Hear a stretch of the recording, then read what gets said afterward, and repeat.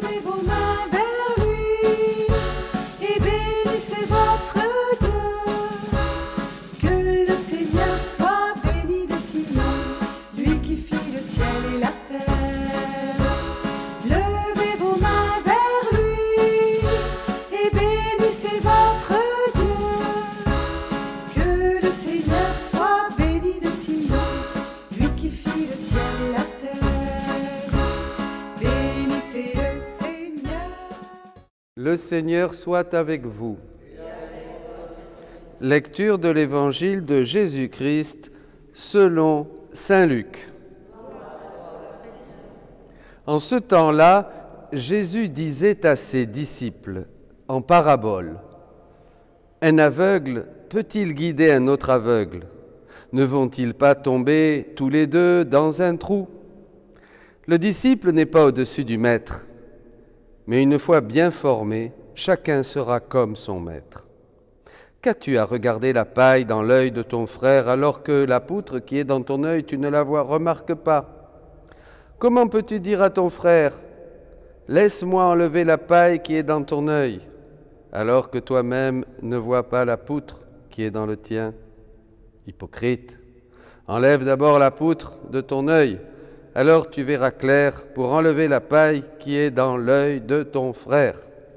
Acclamons la parole de Dieu. Louange à toi, Seigneur Jésus.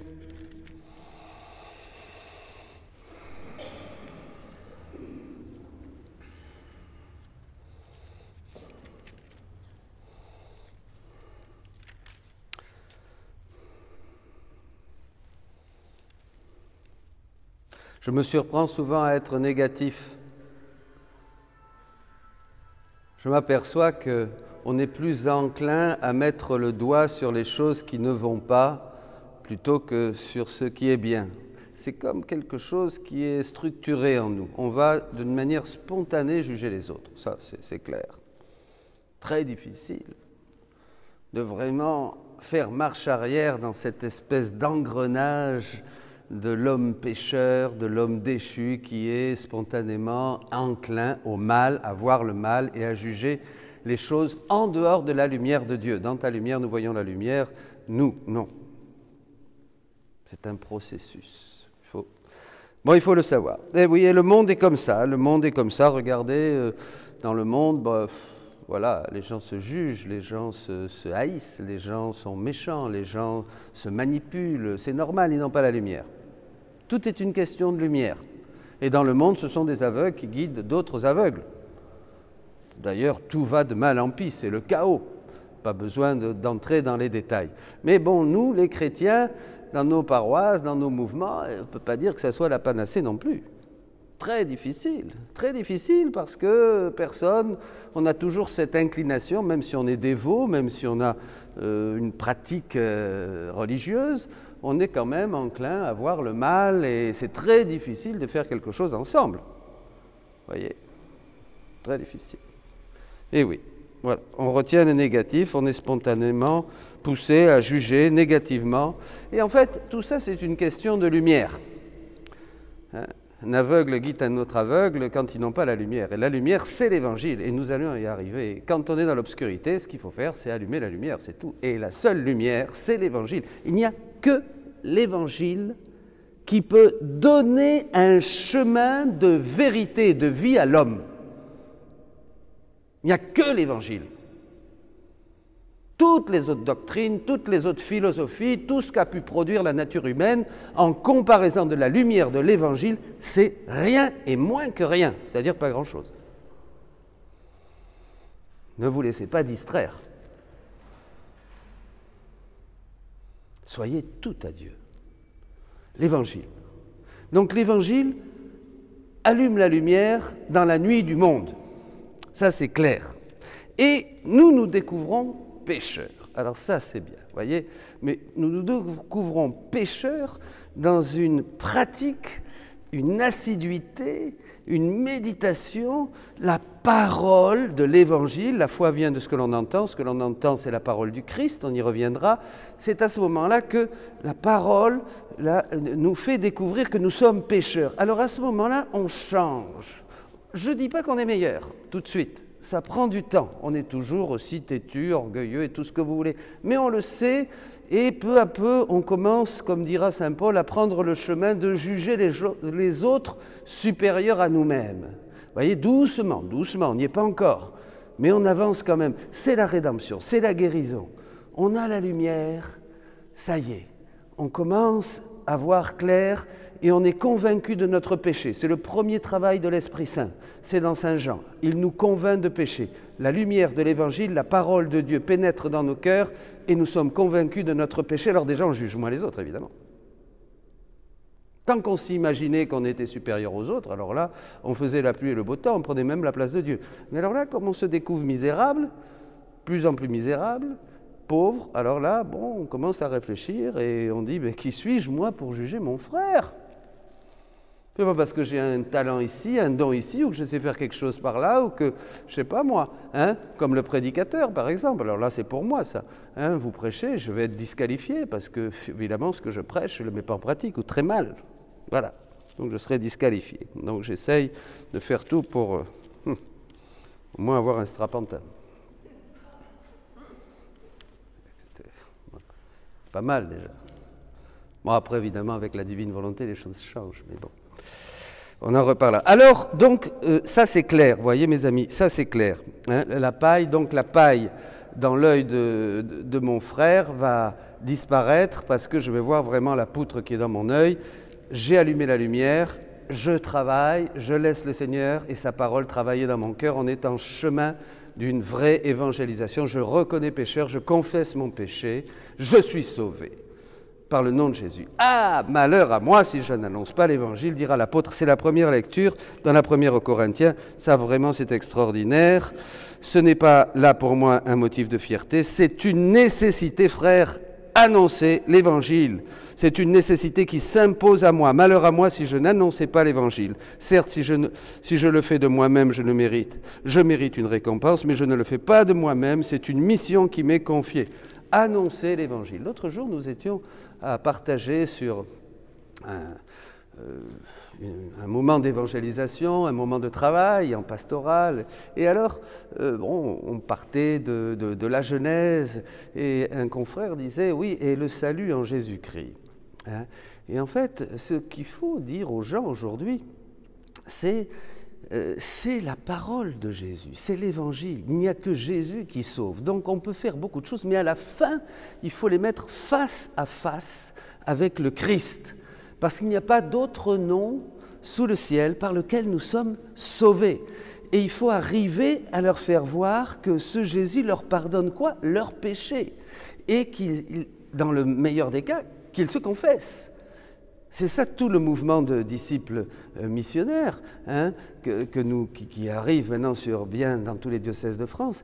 C'est une annonce de l'Évangile, c'est le kérygme, il est mort, il est ressuscité, il t'aime, Dieu a tant aimé le monde. Vous voyez, c'est ça l'Évangile. Et ça, il faut arriver à le faire entendre, parce que la parole de Dieu fait naître la foi. La foi vient de ce que l'on entend, et ce que l'on entend, c'est la parole de Dieu. Donc, on réfléchissait sur cela, et il faut arriver à la conclusion qu'on peut faire tout ce qu'on veut. On peut faire, par exemple, on fait du théâtre, on fait des jeux. Maintenant, on essaye d'attirer les jeunes d'une manière ou d'une autre. On a tout un tas de dynamiques. Qu'est-ce qu'on fait encore ? Plein de choses. Mais à la fin, il faut leur dire, tu n'es sauvé que par la foi en Jésus-Christ, parce que Jésus a été envoyé par le Père, il est mort sur la croix, il a versé son sang et il te sauve de tes péchés. Et si maintenant tu confesses que tu es pécheur et que tu veux donner ton cœur à Jésus, tu reçois le don du Saint-Esprit et tu peux aller te confesser, tu peux aller communier, ça y est, tu es sauvé. Comprenez ? C'est ça qu'il faut dire aux gens.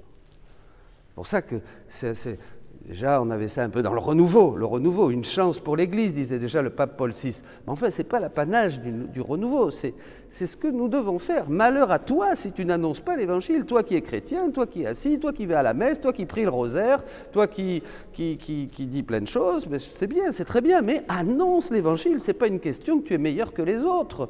Non, non, non, non, non, non, pas du tout, pas du tout, pas du tout. On n'est pas meilleur que les autres. C'est un boulot, annoncer la parole de Dieu, c'est pas... Prêcher, c'est du travail, c'est pas une question de piété, de sainteté même. Très important. Donc voilà, et c'est ça que le monde a besoin d'hommes et de femmes qui annoncent l'Évangile. Et pour annoncer l'Évangile, eh bien, il faut le digérer, il faut le mastiquer, il faut le mendiquer, il faut le manger. La parole de Dieu doit être notre aliment. Et là, on est tellement convaincu de ce qui nous habite que ça devient une nécessité qui nous incombe. Vous voyez, c'est la grâce du Saint-Esprit qui nous formate pour qu'on soit comme le Maître. C'est l'Évangile. Comme le Maître. Comme Jésus. Formé comme Jésus. C'est extraordinaire. Ça va très loin d'ailleurs. Pas en parler maintenant, mais bon, prendre la forme du Maître. C'est-à-dire être uniformé au Maître. L'Évangile, la rédemption nous prépare, la rédemption nous fait cheminer, nous fait découvrir notre péché, nous fait confesser notre péché, on se relève, on tombe, on se relève, on tombe, on se relève, Dieu nous travaille, nous transforme, on devient des priants, parce que le Seigneur dit, un jour il dit à Louisa que même les chutes, même les péchés, il s'en sert, c'est les jeux de son amour pour arriver à nous énamourer. De lui, vous voyez, à nous rendre plus petits, plus pauvres, plus criants, plus priants, plus suppliants, et là, boum, le Saint-Esprit fait son travail. Comprenez?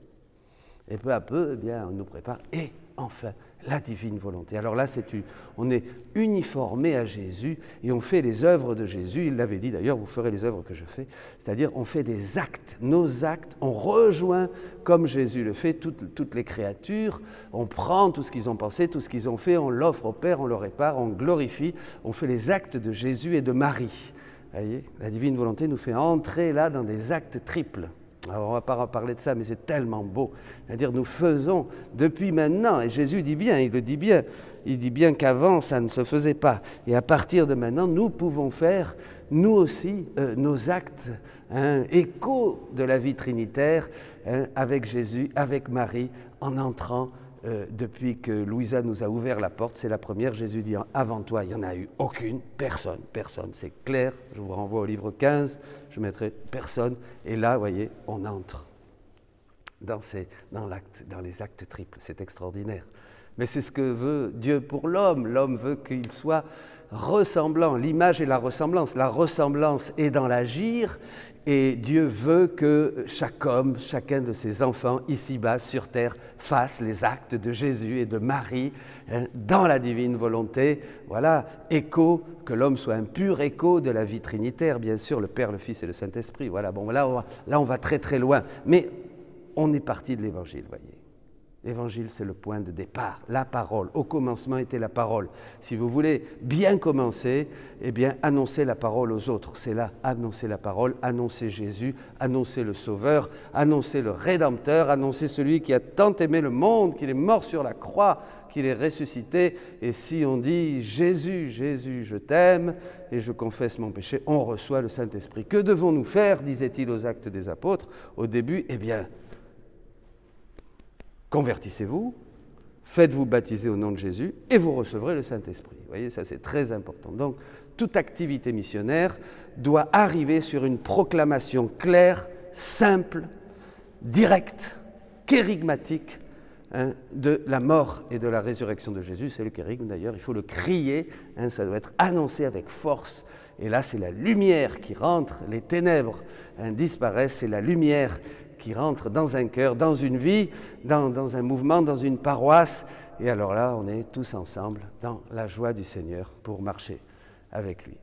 Bien, mes amis, soyez bénis et annonçons, proclamons la bonne nouvelle de Jésus-Christ. Je vous envoie comme des brebis au milieu des loups. Je vous envoie comme des brebis, je serai toujours avec vous. Je vous envoie comme des brebis au milieu des loups. Je vous envoie comme des brebis, je serai toujours avec vous.